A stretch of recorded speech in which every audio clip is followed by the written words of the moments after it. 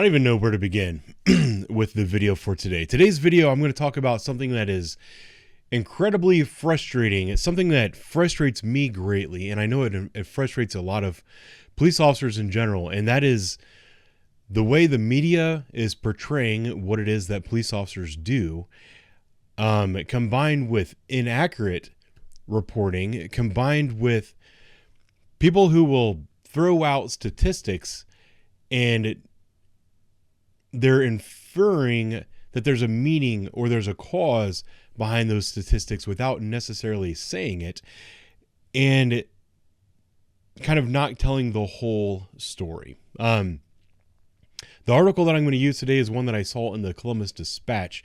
I could have chosen an article from any other local media source. I'm using this one because with all the TV stations, they happen to, the videos always start playing while I'm trying to do my videos, and that frustrates me. But I don't know, we'll just assume that this is a carbon copy of every other story out there, because it basically is, just with some slightly different words and variations. The title of the article says, Columbus police shootings most frequently involve black males. Data since 2012 shows. I've got we're not going to go through all the data from 2012, but I have last year's homicide statistics, and I actually have all of the statistics from the officer-involved shootings from last year, and we're going to go over those here in just a minute. But let's get into the article. This is a very short one, which suggests to me that the author was ordered to put this out because this is the kind of thing that gets clicks, and this is the kind of things that newspaper editors want to be in their paper. And kind of the inaccuracy of this report also shows me that the person who wrote this, their heart wasn't really in it. But regardless, if it got put in print, so I'm going to talk about it. It says, despite a number of measures implemented to reform policing in Columbus over the last 2 years, police shootings have continued to disproportionately involve black males. This disparity has continued since at least 2012, dispatch analysis found. Columbus City officials have implemented numerous leadership and policy changes within the Division of Police since December of 2020, when 2 black men were shot by law enforcement officers in the city. 23-year-old Casey Goodson. I want to stop for a moment here. They're talking about Columbus police officers shooting black people, and then they're talking about officers who don't work for the city of Columbus shooting black people in the same article. This is dishonest, in my opinion. And then they talked about Andre Hill, who was fatally shot by, at the time, Columbus police officer Adam Coy, both officers facing criminal charges in those deaths. So we have 2 shootings that occurred within the city limits, I'll at least put it that way, 2 years ago, that resulted in criminal charges against those police officers. If those were bad police shootings, then criminal charges are the appropriate measure. The other shootings have not involved criminal charges, so that means the officers did their job appropriately. At least that's what we should believe, and there might be a reason why the officers fired their weapons in those cases, but we'll get to that here in a moment. Said in the wake of those changes, the total of number of shootings by city police officers did fall from double digits every year from 2012 to 2020 to a total of 6 in 2021. I'm going to stop right there. The reason that the number of police involved shootings has dropped so significantly is because police officers are not chasing bad guys at the rate that they used to. When police officers are sitting on their hands not wanting to do their job, they're not going to get into situations where they feel that it's necessary to use their firearm. It has nothing to do with the goofy ass attempts at reforming the police that local politicians have tried to do. The one thing that we can go over that here in a moment. While the number of police officer involved shootings has gone down from double digits to just 6 in 2020, the number of civilian-related deaths has gone up significantly from, I don't know, I saw stats for the last 20 years, from about the year 2000 to the year 2015, the city of Columbus averaged somewhere around 100 homicides per year. In the year 2021, the city of Columbus had 200 homicides. So the city went from double-digit police-involved shootings, but homicides of about 100 per year. Now we have 6 officer-involved shootings, but we have twice as many homicides. That would suggest to me that the police are not the problem, but I'm not the one in charge. So then the story goes on to say, all 6 of the people shot in 2021 were black, 4 were males, 2 were females, 3 of those were fatal. Let's see, I actually have a folder here that I made with the news release from every single police-involved shooting last year. We're going to go through those. They don't all have all of the information, but I took some notes and I have them here. The first officer-involved shooting, the announcement is dated February the 4th, 2021, but the shooting occurred on February the 2nd, 2021. I'm trying to show you my bald head too much.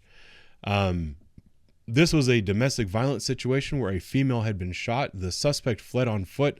Officers in pursuit fired their weapons at that suspect. On February the 13th, 2021, there was an officer-involved shooting. This does not actually tell you anything about it, but I think I have... No, I don't have the article pulled up anymore. Apologize for that. But what that one was, find out if I can pull that one back up. On February the 13th, it was officers returning fire at a bar fight. On February the 26th, that was another situation where a domestic violence suspect fled the scene, was shot at, and surrendered before he was hit. He had a firearm on him at the time. April 12th, 2021. This is the shooting that happened inside St. Anne's Hospital with a suspect who had a firearm in his shorts pocket. When the officers tried to take that firearm from him, he popped off a round through his shorts, almost striking the officer. On April the 21st, 2021. This was the Micaiah Bryant shooting. Micaiah Bryant was a young woman, 15 to 16 years old, had a large knife and was actively trying to murder someone when she was shot by a police officer. This one is interesting. So I'm going to go back to the article right here where it says... All 6 of the people shot in 2021 were black, 4 were males, and 2 were females. This shooting occurred on September 22nd, 2021. A man named Brandon Webb was shot. This is Brandon Webb. Does that look like a black man that was shot by Columbus police? But the article, if you read the article, says... all 6 of the people shot in 2021 were black. This is stuff that is in print, and this is stuff that people are putting on signs and yelling and shouting at police officers when they're out peacefully protesting, throwing rocks and Molotov cocktails. And then on December... See, the shooting occurred on December 1st. The press release was on December 2nd. But this was an incident where officers were responding to a vehicle crash. The at-fault driver of the vehicle crash decided to flee. While he was running, he turned and he started shooting at the police officers who were chasing after him. I know I went quickly, but of all of those officer-involved shootings that I read to you, which ones do you think were ones where the officer only pulled the trigger because the person was black? That's the thing that is irritating, because people will write these stories, they write these headlines knowing that they're going to get clicks, and they're putting out a statistic, but that statistic doesn't mean anything without explanation behind it, but what they're trying to infer, trying to make you believe, despite a number of measures implemented to reform policing.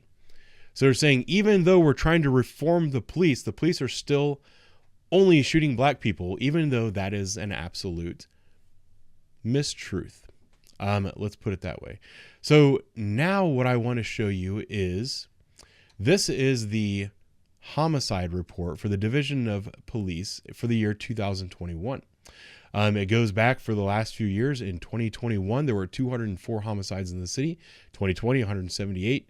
2019, 106. So forth and so on. Then it goes down to the racial breakup of the suspects and the victims. So here we have victim race for 2021. Of the 204 homicides, 135 of those was black. That means 77% of the people who were murdered within the city of Columbus were black. So the majority of people that are getting shot and killed in the city of Columbus are black. It's an overwhelming majority. The race of known suspects is black 89% of the time. That is, 89 of the known suspects are black, which is 82% of the suspects are black.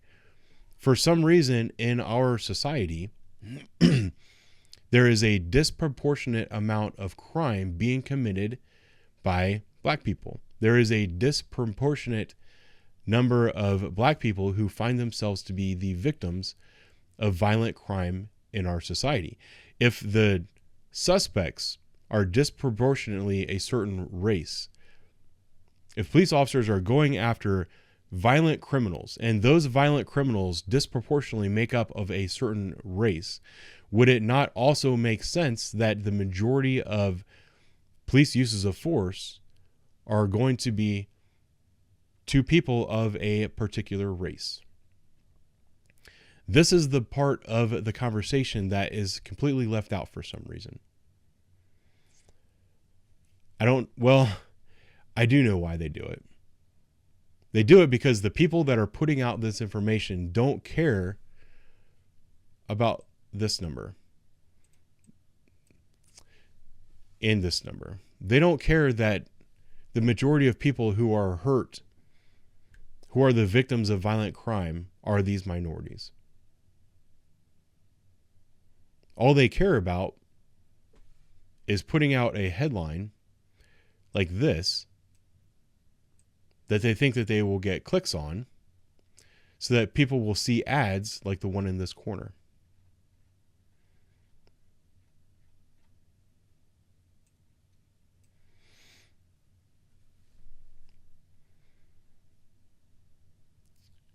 It's stories like this and headlines like this that cause people to believe things about the police department that is not true. It's causing people to believe things about police officers that is not true. It's getting people who are not going to take the time to educate themselves on what's really going on in our society. It gives them ammunition. It gives them a reason to be upset and to lash out at the police officers. It also is helping drive a narrative that the police are the problem in our society, and that the most important thing we need to do right now is to reform the police. Over the last 2 years, we've seen a lot of attempts at reforming the police, and the only outcome that's measurable has been an increase in violent crime. I think that's all I'm going to say today. Thank you for watching. I'll talk to you guys later.